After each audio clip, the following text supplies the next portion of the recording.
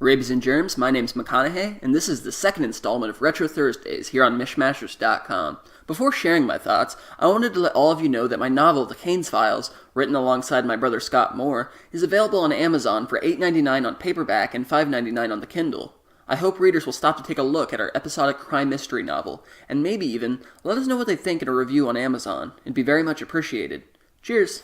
Since arriving in the early 80s, Teenage Mutant Ninja Turtles is a franchise that has amassed a significant following, as well as mainstream appeal, bolstering a plethora of successful animated series and theatrically released films, including a feature film debut in 1990 that brought in over $200 million, and a 2014 reboot that attained nearly $500 million at the worldwide box office. The series is clearly one that has endured. In September this year, Nickelodeon will make another go at a TMNT animated series with Rise of the Teenage Mutant Ninja Turtles, and in anticipation, here on Mishmashers.com, I decided I would spend this week's Retro Thursday sharing my opinion on Teenage Mutant Ninja Turtles, Turtles in Time, released in 1992 on the Super NES. Although Turtles in Time is labeled as the fourth installment in the Ninja Turtles series, continuing the numbering of where the NES games left off, I opted to skip straight to this installment because they're standalone entries and Turtles in Time is the one I had always heard about as a kid, but never played. A remastered version called Turtles in Time Reshelled is also available on the Xbox Arcade and PlayStation 3's PlayStation Network, but I will be sharing my thoughts specifically on the original release. Developed and distributed by Konami, Turtles in Time is straight to the point, throwing you shell-first into the action, and although it is light on narrative, the button-mashing arcade action is plentiful. Something I was afraid of when I started Turtles in Time was in regards to its overtly simplistic nature, because while I am considerate with my perspectives, opting to look at things from a rational, lighthearted perspective more than a cutthroat critic, I knew I wouldn't bite my tongue on any criticisms I had. In Turtles in Time, the player can choose from any of the turtles as they traverse through 10 stages of beat-em-up action that comprises itself of familiar antagonists, and soon after, unique time-traveling terrains, such as the level where dinosaurs once walked the earth. The storyline itself is better checked at the door. Krang steals the Statue of Liberty, and Shredder sends you into a time warp. It's all a wraparound for the game itself.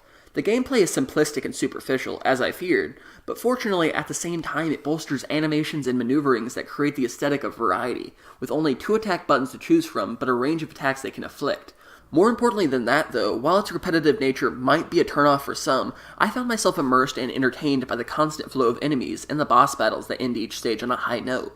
In short, while simple, Turtles in Time gameplay feels fun. The graphics and music also benefit. The original soundtrack gives the entry a uniqueness and sets the mood, whereas the graphics themselves not only are colorful and vibrant today, they provide an arcade-like novelty that is detailed enough to benefit more than detriment. For instance, I prefer them to the updated graphics of the remastered version, partially because it better depicts the aesthetic of the original animated series. Unfortunately, my second controller has been having connectivity trouble, and because of that I wasn't able to experience it in 2-player mode.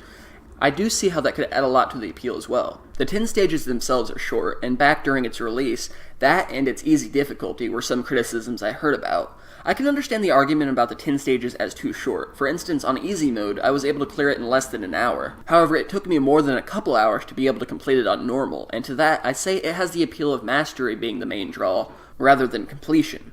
I wish they would have incorporated a password function in particular if I wanted to try my hand at a hard difficulty setting, as it's one of the worst feelings dying when you reach some of the later stages, and the one part you don't know how to get past, you have to go a great ways to even reach. As far as the difficulty itself, I think it's everything it needs to be, and as suggested, the hard difficulty should be enough to satiate that criticism, I think. Teenage Mutant Ninja Turtles Turtles in Time might not stand the test of time as far as innovative, full gameplay, and its storyline may leave a lot to be desired, although this type of title doesn't really need one.